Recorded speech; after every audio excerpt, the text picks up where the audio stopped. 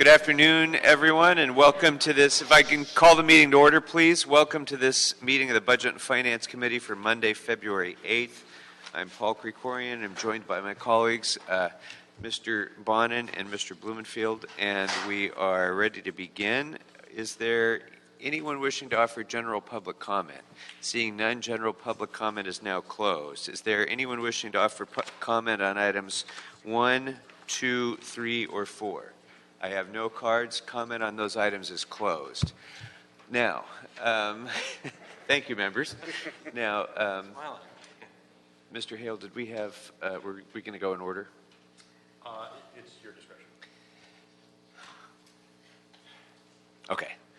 Why don't we go ahead and we'll take item number 3 out of order. So we'll go ahead and invite Ms. Bartels to come up. Item number 3 is a communication from the mayor relative to the appointment of Ms. Claire Bartels as the permanent general manager of the Office of Finance. Good afternoon. Good afternoon. Congratulations on your appointment. Thank you, sincerely. And we're delighted to have you here, and we'd like to offer you an opportunity to give a few opening comments about your vision for the office and what you'd like to bring to the job. Well, thank you. It is a true honor and privilege to be here today for you to, and I want to thank you for your consideration of my appointment very much. I am very much looking forward to working with all of the hardworking men and women of the Office of Finance. I intend to foster a very collaborative approach towards making the city of Los Angeles a better place to do business with the city, to start a business, and to thrive within the city of Los Angeles. Collaboration will begin, of course, with you and your colleagues, but also other city department heads and other partners beyond the city, beyond City Hall. Truly, I'd like to hear from the businesses and those whose business it is to help businesses thrive. I expect to have strong partnerships across the city, inside and out. I would like to take a moment, if you wouldn't mind indulging me a quick moment, I'd like to say a heartfelt thanks to the amazing team in the Office of the Controller, where I have served as Chief Deputy for the last 6.5 years, and it will be the people and the amazing Controller that I will miss the most. But as I've told them all, including Controller Galperin, I'm not leaving them for a new job. I am crossing the street and intend and expect a hearty partnership with the other pillars of finance, if you will, working closely with the city controller to maximize the efficiencies, create a more efficient city with which we can do great things together. I will say that customer service will be a core of the functions of the Office of Finance of the future. We must make our business of revenue collection as simple and as easy as possible. No small task, I realize, but one that I'm confident can be achieved in both measurable and sustainable ways. I'll start by investing in the people who serve the office through training and making sure there are opportunities for growth and development among our people.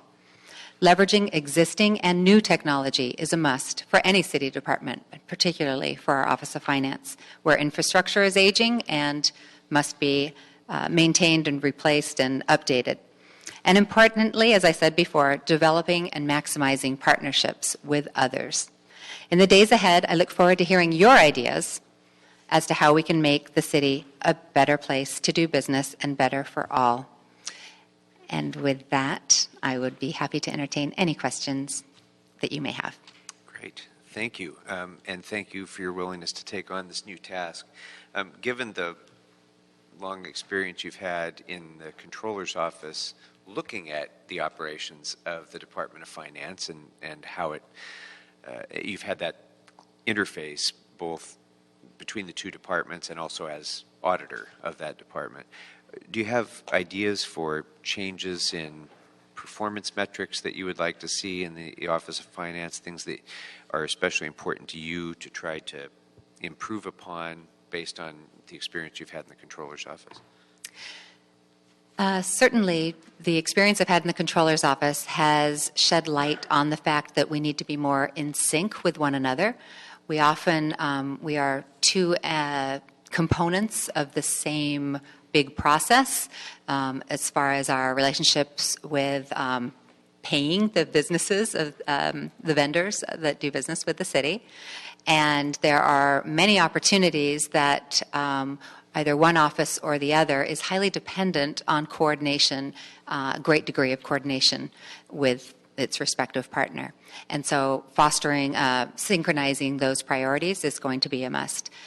Similarly, I think there's opportunities for maximizing our contractual relationships. And I am certain that when it comes to customer service, I get a lot of feedback. It's not direct firsthand experience, but as a partner in the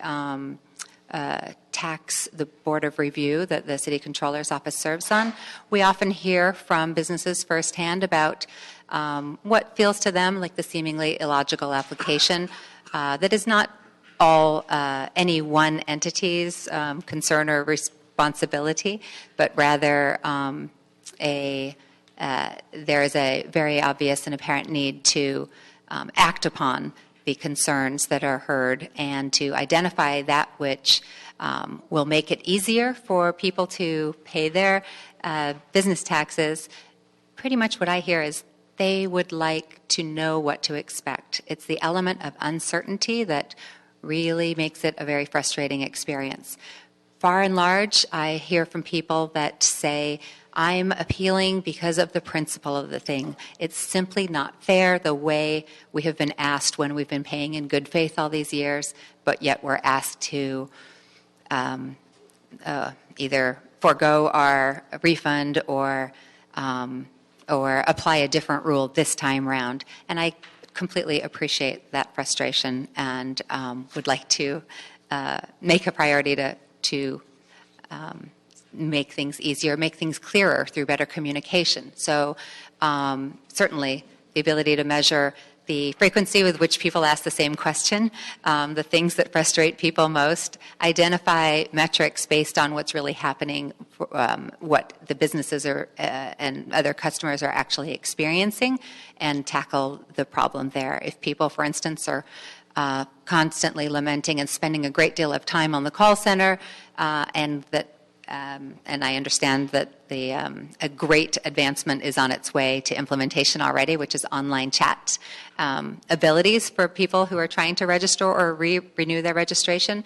But if you identify what is commonplace and make sure that you act to educate people far and wide on that which is causing a great burden on the call center or the office in general, then you can measure your success based on the numbers of complaints dropping. Also, the length of time spent on phone calls and the length of time spent on repeat occurrences, the likes. So I guess I could say there's a very long list of ideas of ways in which you can use the data that is at our fingertips to identify the problems that are most in need of changing and to tackle them first.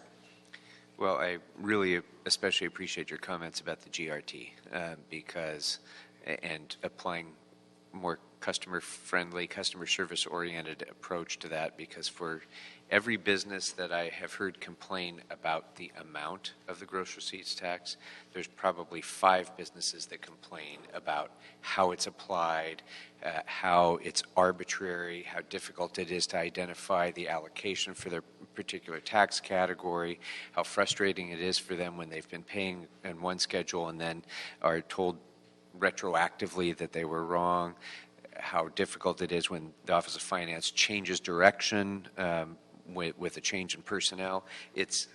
That is, in my view, the single biggest job frustrating thing that we need to fix in the Office of Finance. And I'm pleased that you raised that topic because it's going to be a high priority for me for sure.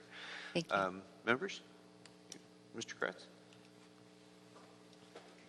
And again, I would echo your willingness to serve in this capacity. You're obviously very qualified, and we're happy to have you there.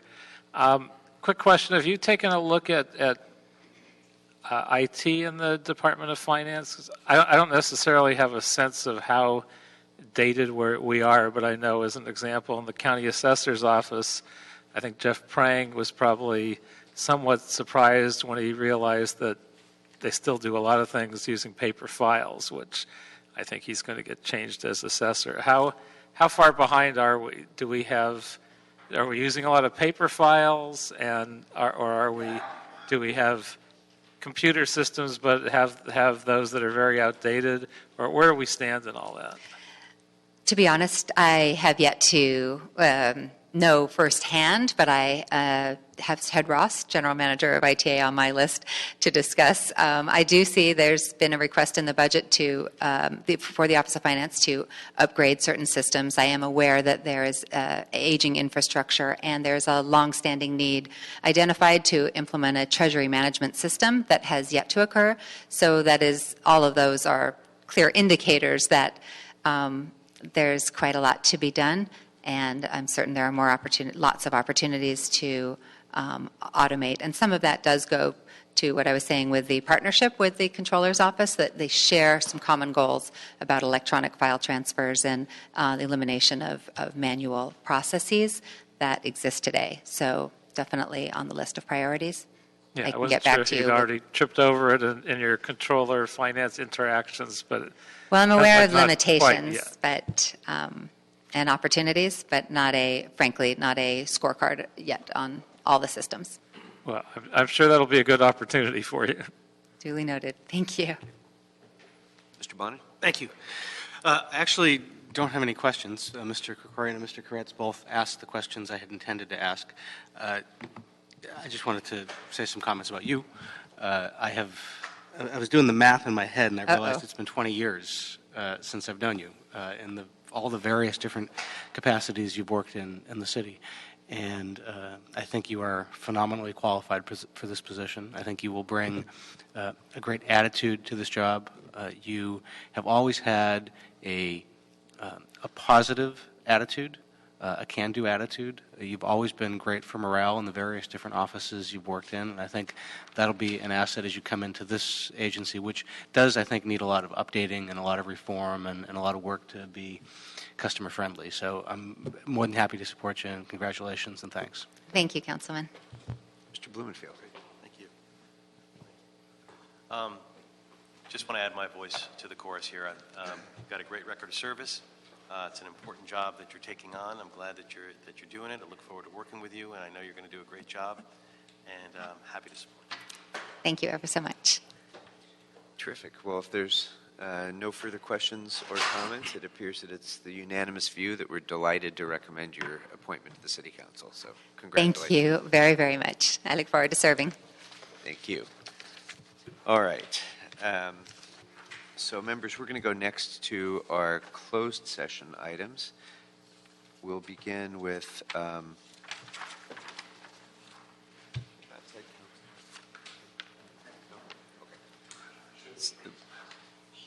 we'll go ahead with the city attorney's preference. You have a concern about priority? Okay, we'll start with number one. Office of Finance report relative to authorization to execute amendments to 2 contracts with Wells Fargo to extend the term of the contracts by 2 years and to substitute a new fee schedule to contract number C114564 with terms more favorable to the city for various banking services. Okay.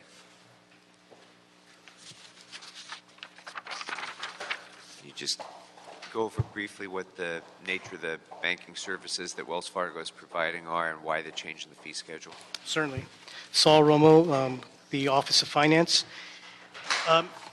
Wells Fargo currently is our vendor for our general banking services, meaning that it maintains our demand deposit accounts for all of our departments, our various checking accounts, our various accounts for all of our trust funds within the city. We maintain the average balances within the bank to make certain that we can meet all of the cash flow for the city as it relates to paying our vendors, meeting payroll, meeting debt obligations. And the general banking and those demand deposit accounts are very different from, let's say, the investment services that underwrite our debt for all of our bond issuances for capital construction. It's different from the custody and securities lending agreement that we have with the Bank of New York Mellon, which maintains is the custodian for all of our assets, meaning the surpluses that we don't need on a daily cash flow basis that we invest to get a higher return. It's different from, let's say, our agreement with U.S. Bank, which is for our oversees our purchasing card agreement. So think of this agreement as your standard checking account where you would have your day-to-day cash flow needs.